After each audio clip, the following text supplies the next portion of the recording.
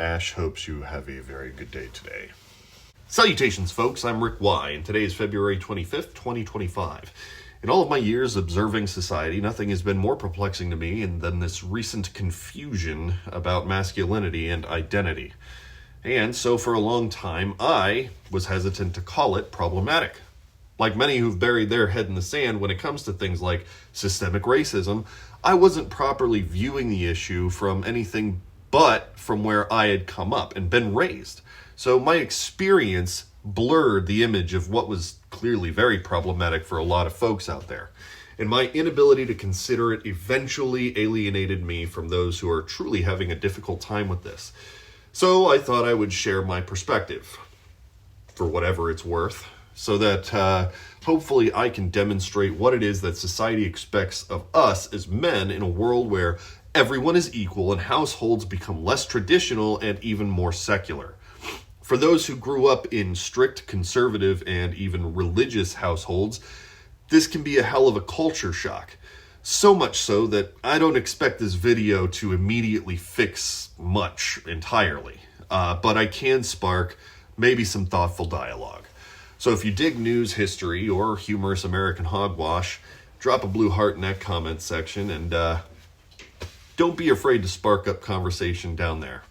Solutions don't ordinarily come from the ether, so I'm going to need you guys. They come from enlightened, good faith discussions.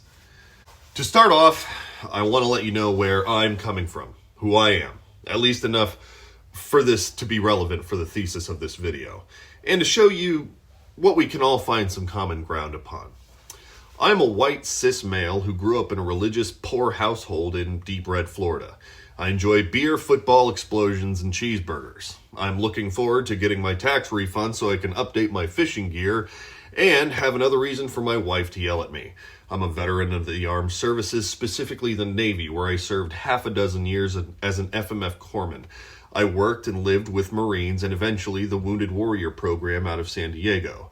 I have served on several platforms from Marine Corps bases to ships at sea, to smaller craft, and even so many hours in military aircraft, I can't even count the number of times hydraulic fluid has leaked on or around my person.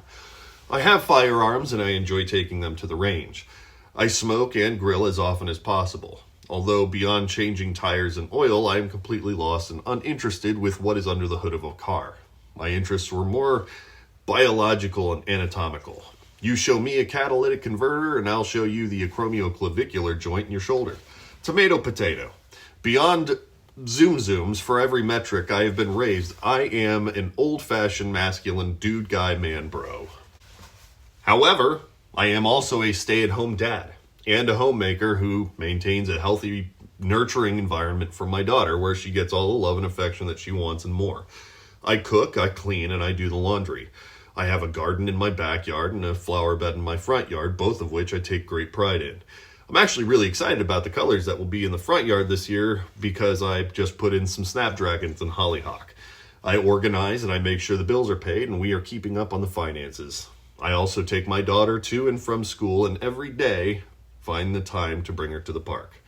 I make her lunches, I bathe her, I clothe her, and I do everything that society says don't conform to a rigid set of gender roles. And the biggest shock to some people is that I'm actually happier now than I ever have been. I don't worry about how masculine or manly other people find me, and I'm not particularly concerned about my masculinity personally either.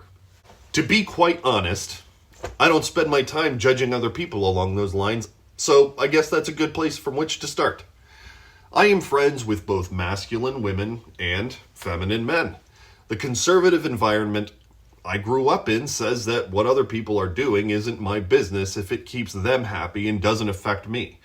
If you're spending more time comparing and contrasting yourself to other people instead of embracing what makes you happy, regardless of what that may be, you're playing yourself. And you're letting insecure men tell you how to live. There's nothing more insecure than a man who spends more of his time trying to be more masculine than those around him than he does trying to find actual happiness in life. You'll notice the men with the most charisma are often doing what they enjoy unapologetically. There's a reason for that. I can't speak for all women, but I can say I bet it's more pleasant being around a happy man than a paranoid one. If you're finding yourself somewhat in a weird funk as a young male piecing things out in life, start there. Take an edible and go do something that makes your ass smile. I know it can be tough at first, and some of my own friends have asked how I do this. I honestly have to say that I learned a lot of this from my time in the military.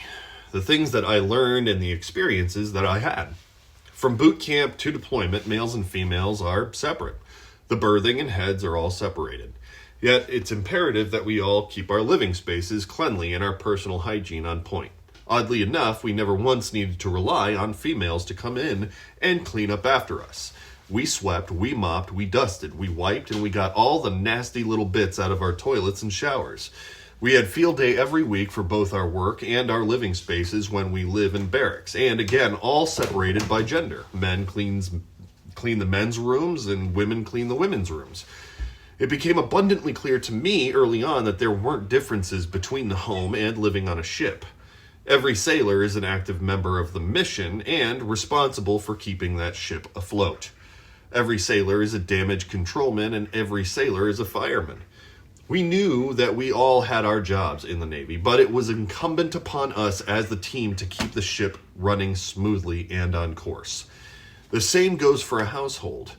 One of the things that I've noticed recently that has truly positioned the mindset of this whole mess is the trad wife concept. Now, before you get me wrong, don't strawman me here. Being a stay-at-home parent, no matter the gender, is fine. That's not what a trad wife is.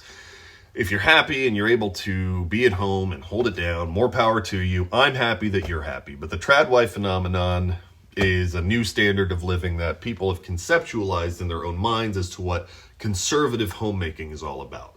This concept that has recently been developed is supposed to mimic the lifestyle of 1940s and 1950s housewife.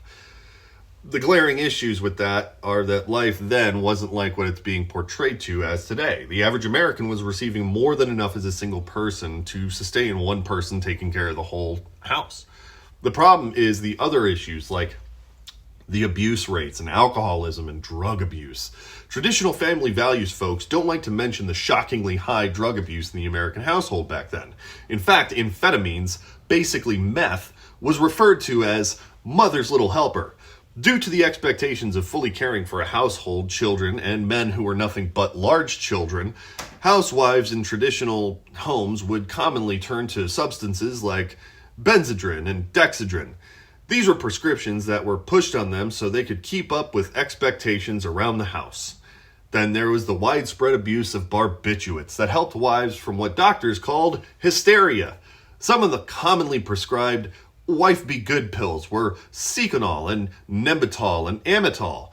But if Susan or Diane was being particularly difficult, there was also Miltown, which was a tranquilizer which was prescribed to help women cope with living.